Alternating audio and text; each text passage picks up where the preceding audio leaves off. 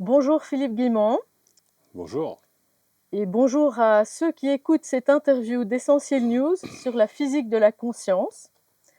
Alors si cette vidéo s'intègre dans un contexte de synchronicité pour vous, demandez-vous peut-être à quelle question elle peut bien répondre.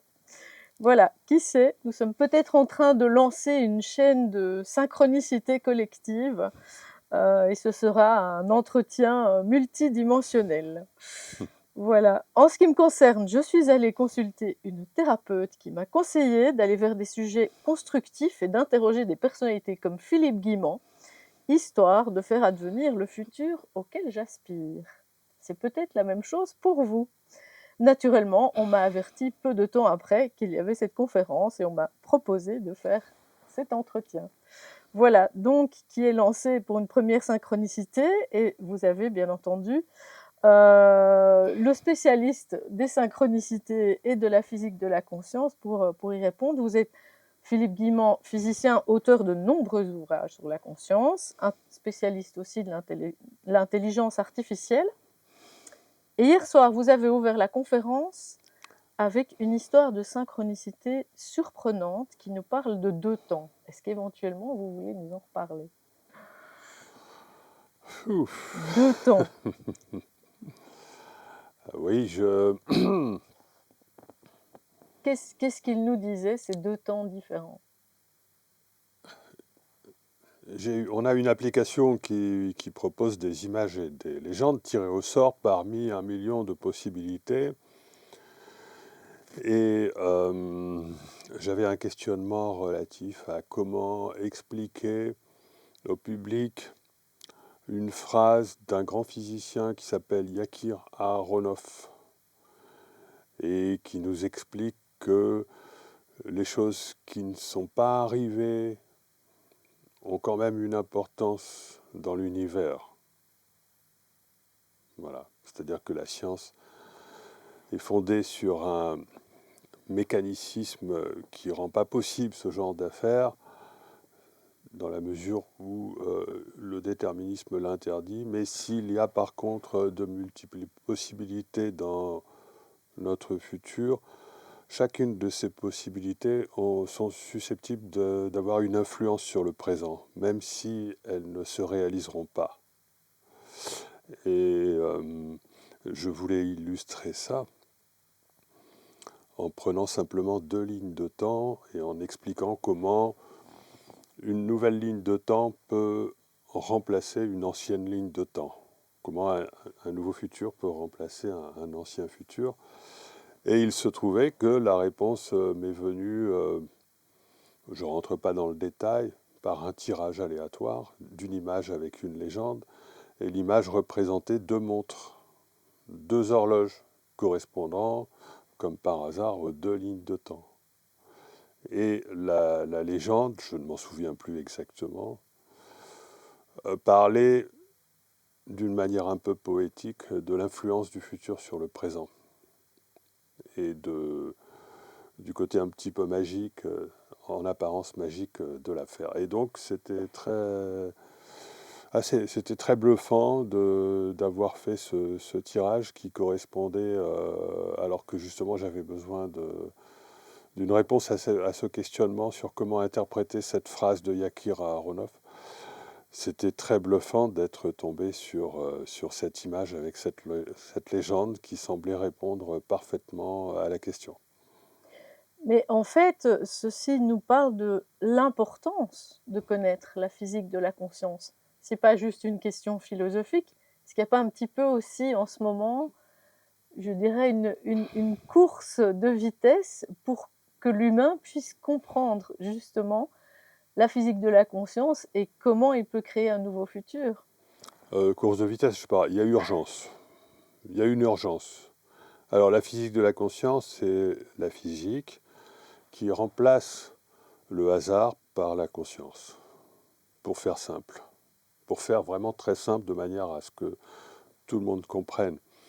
Parce que la physique actuelle, elle introduit le hasard de multiples façons, au point que certains chercheurs se soient rebellés, même Einstein lui-même qui disait « je refuse que Dieu joue au dé ». Mais vous avez le hasard qui intervient de multiples manières en biologie. Vous avez la théorie de Darwin. Au niveau de la cosmologie, vous avez les constantes de l'univers qui sont réglées d'une façon prodigieusement précise pour que l'humain puisse apparaître dans notre réalité. Enfin, vous avez le hasard qui apparaît, et le hasard est même invoqué pour dire qu'il ne faut pas chercher d'explication, c'est le hasard dans le cas des coïncidences, etc. Donc on voit qu'à chaque fois que la science en général et la physique en particulier ont un problème, ont quelque chose à cacher, elle invoque le hasard au lieu d'invoquer l'influence de la conscience, c'est-à-dire que notre conscience est fondamentalement créatrice. C'est-à-dire que nous avons véritablement un libre arbitre. Ce libre arbitre, il est souvent conditionné, donc il est souvent illusoire, mais nous avons la possibilité de nous déconditionner et de faire se réveiller et de récupérer notre libre arbitre. Ce qui est un enjeu très important à l'heure actuelle où on voit que le monde est partagé entre d'un côté les souverainistes et de l'autre côté ceux qui veulent aller à toute vitesse vers une sorte de mondialisation contrôlante.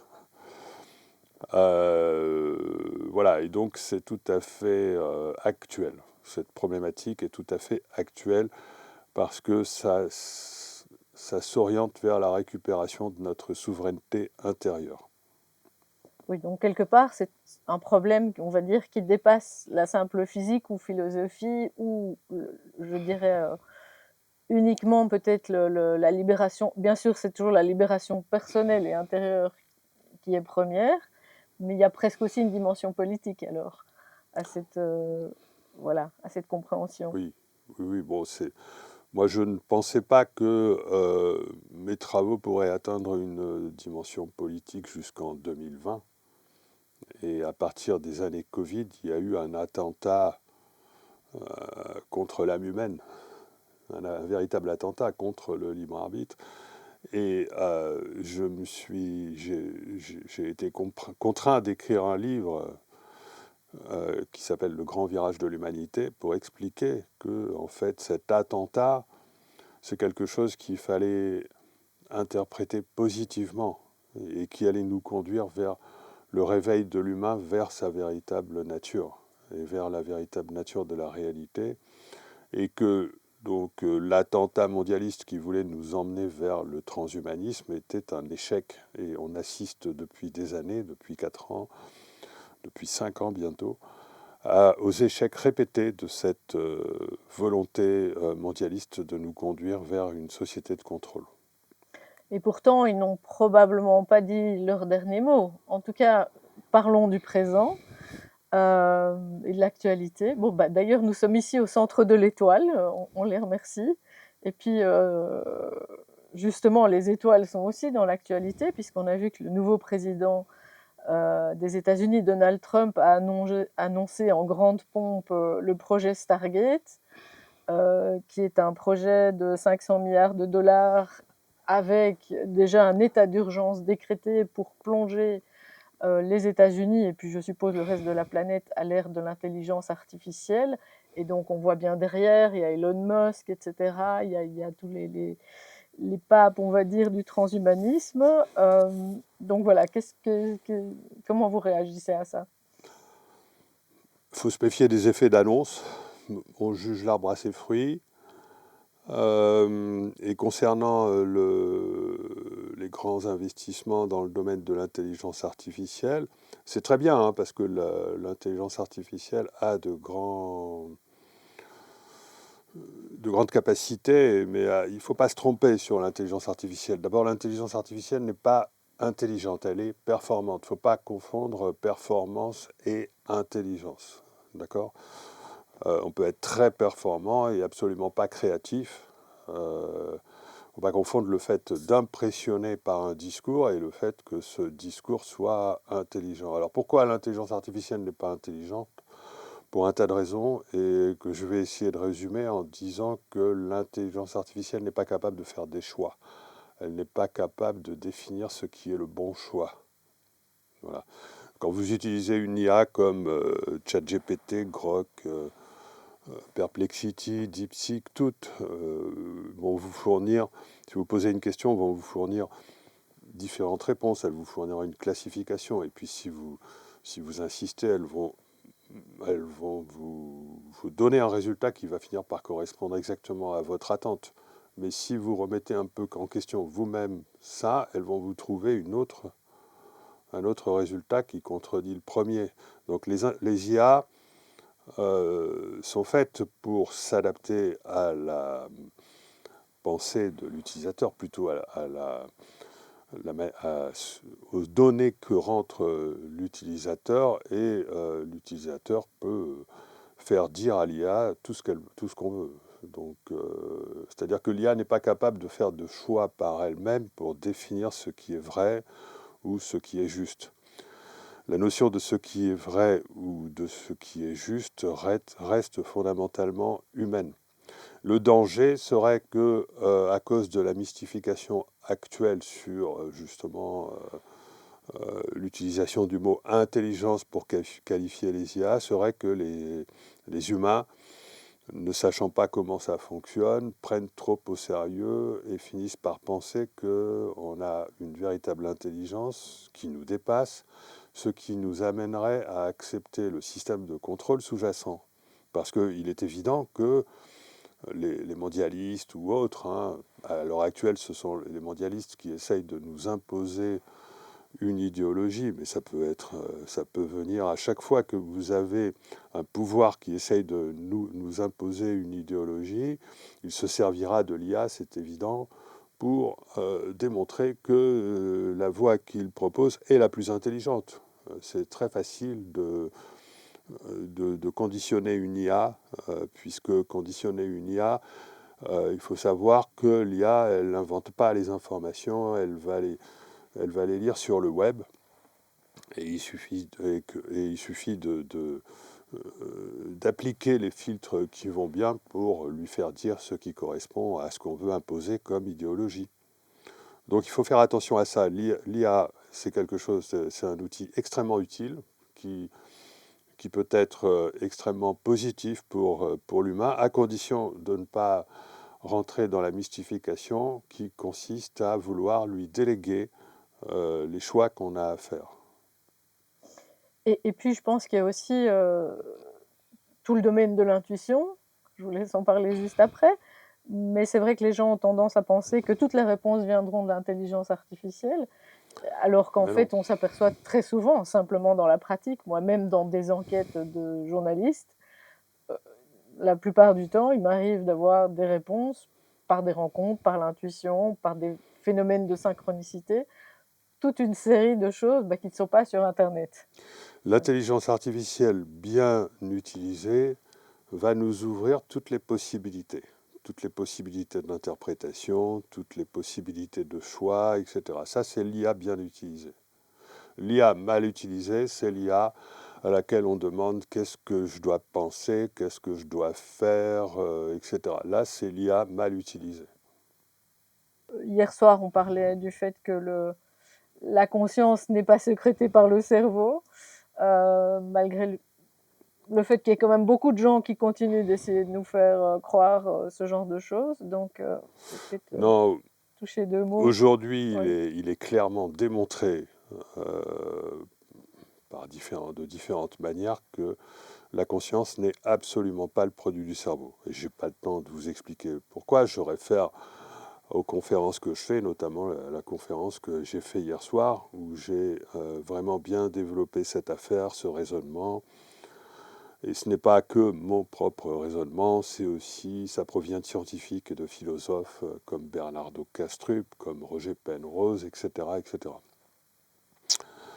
Et alors comment comprendre ça? Il faut comprendre qu'on a fait cette confusion pour différentes raisons, et notamment le fait qu'on a confondu l'intelligence avec l'intelligence analytique, purement analytique, c'est-à-dire l'intelligence du mental liée au cerveau, à ce qu'on appelle le cerveau gauche, et pas forcément à gauche, mais le cerveau analytique. On a cru que la pensée était quasiment équivalente au langage, et donc on a confondu le fait de penser et le fait d'utiliser le cerveau langagier, et on a complètement oublié tout ce qui est du domaine de l'intuition, tout ce qui est du domaine synthétique, tout ce qui est du domaine émotionnel, sentimental, etc. C'est-à-dire tout ce qui est du domaine perceptif finalement. Et la science a complètement oublié ça, tout simplement parce que ça ne permet pas, il n'y a pas de mesurabilité, on ne peut pas faire d'expérience reproductive sur des données qui sont purement subjectives. Or, nous avons un cerveau qui est subjectif, un second cerveau qui est le cerveau droit. Et alors, pour faire bref, parce que je ne peux pas tout expliquer, le cerveau droit, lui, il est relié à notre véritable conscience vibratoire hors du temps, alors que le cerveau gauche, il est relié, il emprisonne la conscience dans le cerveau analytique. Donc si on oublie cette seconde, cette face cachée du cerveau, ben, on tombe dans le piège de croire que tout ce qui concerne l'intelligence est géré par le cerveau gauche, alors que c'est faux, puisque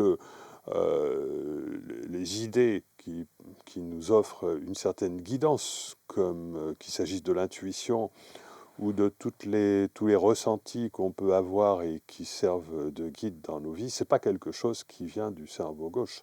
C'est quelque chose qui peut faire la synthèse de toute une expérience acquise, d'une part, et qui, d'autre part, a un côté transcendant. La physique ouvre la porte à l'information qui vient d'en dehors de l'espace-temps. Hein, donc il faut le savoir. Il faut savoir que, justement, à travers les fameux hasards, la physique académique essaye un petit peu de combler cette faille, mais en réalité, tout cela cache une véritable transcendance. Et la véritable intelligence, évidemment, exploite cette transcendance. Pour faire bref, la véritable intelligence exploite l'intuition, la subtilité, la finesse, tout ce genre de choses qui est au-delà des compétences du cerveau gauche. Alors, si on est dans un système où la conscience fait aussi appel à quelque chose qui est en dehors de l'espace et du temps, où serait le siège de la conscience finalement? Comment est-ce qu'on peut la rattacher à quelque chose d'individuel? Alors, ok, bonne question.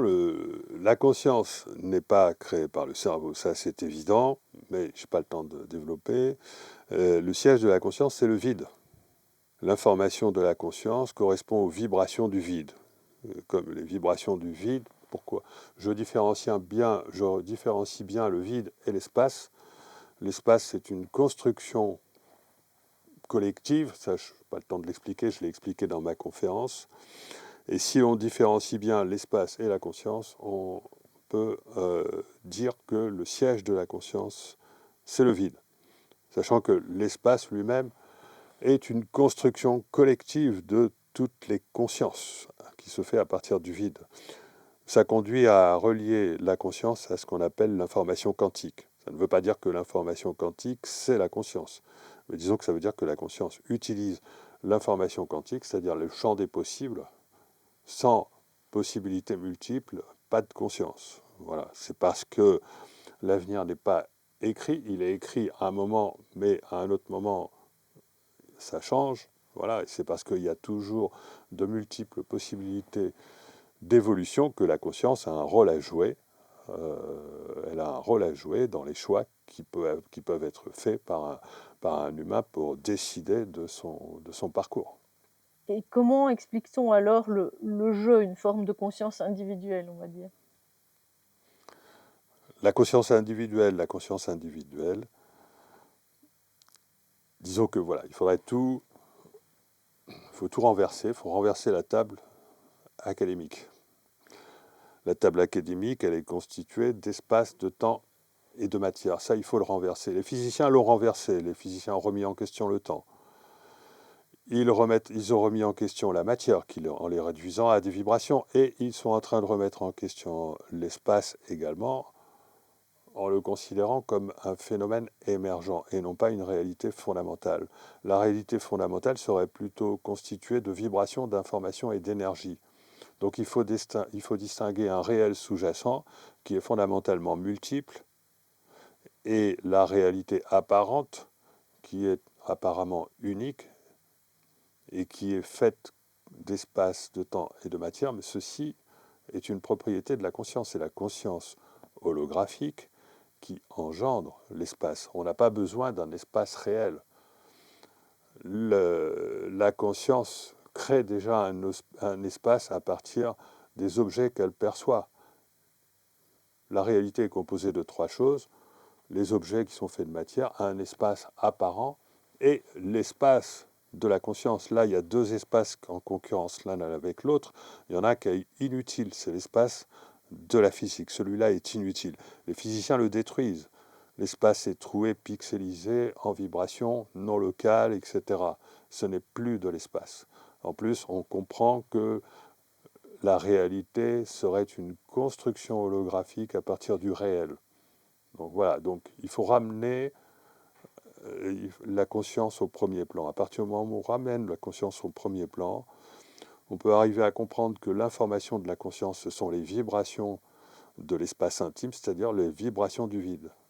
Voilà, donc la définition de la conscience,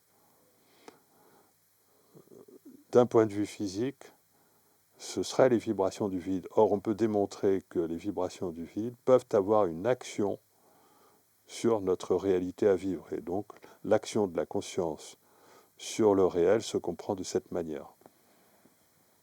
Alors, on espère que vous allez comprendre. Merci en tout cas. Est-ce qu'il y a on parle parfois de différentes dimensions dans la conscience. Euh, Est-ce que c'est pertinent ou pas, finalement? Oui, enfin, je préfère parler de différents niveaux de la conscience. Niveau. Il y a le niveau de la conscience qui est le soma, qui est organique, qui est lié à notre physique.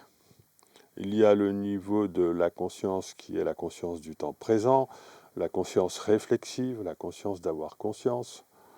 Et il y a le niveau de la conscience qui est plutôt, qui correspond au subconscient, qui correspond à la spiritualité, à la connexion au soi, etc. Et on pourrait peut-être même rajouter un quatrième niveau qui serait la conscience d'origine, la conscience mère. Certains l'appelleront Dieu, on peut l'appeler esprit. C'est la conscience sans forme, c'est la conscience qui n'a pas besoin de forme pour exister. Est-ce que cette lecture rejoint parfois aussi celle d'anciennes civilisations ou par exemple de traditions? Je pense par exemple aux traditions chamaniques. Est-ce qu'on... Les traditions chamaniques, oui, le chamanisme parlait de ces trois niveaux, hein, le monde d'en bas, le monde d'en haut. Euh, les traditions en général, qu'elles soient liées ou non à la religion, nous renvoient à ces différents niveaux, nous renvoient aussi à des différentes dimensions. Et il y a des correspondances, par exemple, entre les séphirotes de la Kabbale et les chakras dans l'hindouisme. Il y a des correspondances aussi avec les différents niveaux de la conscience. Enfin, donc toutes les religions reprennent à leur sauce des éléments fondamentaux qui traduisent d'une manière plus ou moins déformée les différents niveaux ou les différentes dimensions de la conscience. Le terme dimension s'applique plus particulièrement à la dimensionnalité qui vient du fait que la conscience et l'espace, c'est à peu près la même chose. L'espace a trois dimensions, la conscience a donc trois dimensions. Encore une petite question. Quel est le rôle de la mémoire dans tout ça? Le rôle de la mémoire n'est pas produite par le cerveau, pas plus que la conscience. Ça ne veut pas dire que la mémoire n'est pas quand même un peu fixée dans le corps à travers les états de cohérence quantique qui peuvent continuer d'exister, qui peuvent exister peut-être dans l'eau, peut-être dans différentes la conscience, la mémoire de la conscience est liée à l'information quantique, parce que l'information quantique se conserve. Lorsqu'on cherche à fabriquer des ordinateurs quantiques, par exemple, on cherche à éliminer ce qu'on appelle le phénomène de décohérence, qui fait que on va empêcher une information quantique d'être sujette au temps, à la dégradation, etc. Et donc on fabrique de l'information quantique. L'information quantique, c'est vraiment la mémoire qui se conserve. Voilà. C'est la mémoire qui ne subit pas le passage du temps. Et donc la mémoire, la vraie mémoire, elle est constituée d'informations quantiques. Et elle n'est pas dans l'organisme qui subit le passage du temps. C'est-à-dire que l'organisme se dégrade, on peut mourir, mais la mémoire de notre expérience survit à la mort parce qu'elle correspond à de l'information quantique. Donc ici, on peut parler peut-être aussi de l'âme. Je pense que vous avez aussi fait une conférence sur la physique de l'âme. C'est Ouais. un interview de grande ambition qui tente de me faire Pardon. résumer quelque chose qui devrait s'expliquer en une dizaine d'heures. Bon, on peut évidemment parler de l'âme. C'est-à-dire que toute cette réflexion, dont je ne vous donne que quelques éléments, quelques prémices, permet effectivement d'aboutir à une définition de l'âme. D'accord ? C'est-à-dire que dans la mesure où la conscience survit à la mort et qu'elle emporte avec elle toute la mémoire de son expérience, ce qui est quelque chose qu'on observe, enfin, qu'on peut entendre de la part des témoins, par exemple, d'expériences de mort imminente. Eh bien, on peut très bien imaginer que cette mémoire, elle sert, elle est utile de manière à engranger l'expérience du cycle que l'on vient de réaliser, de vivre, de façon à répéter un nouveau cycle avec une expérience qui fait qu'on va sans cesse s'améliorer. C'est-à-dire que la mémoire issue de la vie qu'on peut avoir eue sur Terre va nous servir à faire des progrès, va constituer un apprentissage qui va nous permettre à la prochaine incarnation d'améliorer notre travail dans la matière pour finalement améliorer collectivement tout l'espace-temps. Et c'est donc par l'intermédiaire de l'âme qui engrangerait l'information quant à de multiples vies successives que ce progrès pourrait s'effectuer. Maintenant, là, j'ai amené ça brutalement.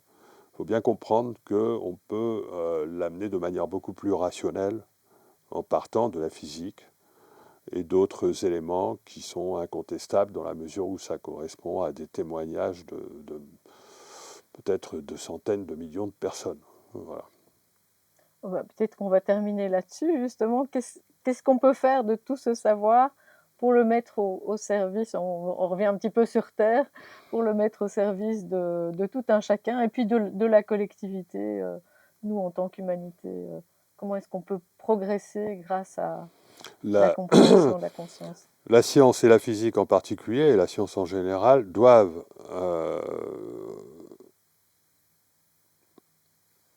subir une transformation en profondeur et remettre la conscience au premier plan. Ce n'est pas la matière qui engendre la conscience, c'est la conscience qui engendre la matière. À partir de là, on peut conserver tous les acquis et redéfinir, modifier profondément notre compréhension de la réalité.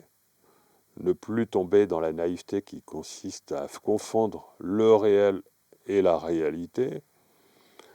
Et ça nous amène à restaurer le libre arbitre, à restaurer la foi, je ne parle pas de Dieu, mais à restaurer tout le potentiel de la conscience, tout le potentiel créatif de la conscience, réhabiliter l'intuition, réhabiliter la sensibilité, réhabiliter tout ce qui est du domaine du sensitif et du perceptif, y attacher une grande importance parce que c'est quelque chose par le biais duquel nous créons notre futur. Et c'est-à-dire que nous avons en réalité une très grande liberté. Nous ne sommes pas des machines biologiques, donc ça c'est une première chose. Quand on a cette compréhension, à ce moment-là, on va pouvoir s'ouvrir à la méditation, par exemple. On va pouvoir s'ouvrir à toutes les démarches qui visent au déconditionnement de l'être, de manière à récupérer sa souveraineté intérieure. Et d'autre part, apprendre à devenir un magicien, apprendre à devenir le magicien de sa propre vie, c'est-à-dire apprendre à réaliser ses rêves en comprenant cet immense potentiel de la conscience. Merci, c'est vraiment magnifique. Et puis, à très bientôt, je pense. Merci beaucoup, Philippe Vivant. Merci, Senta.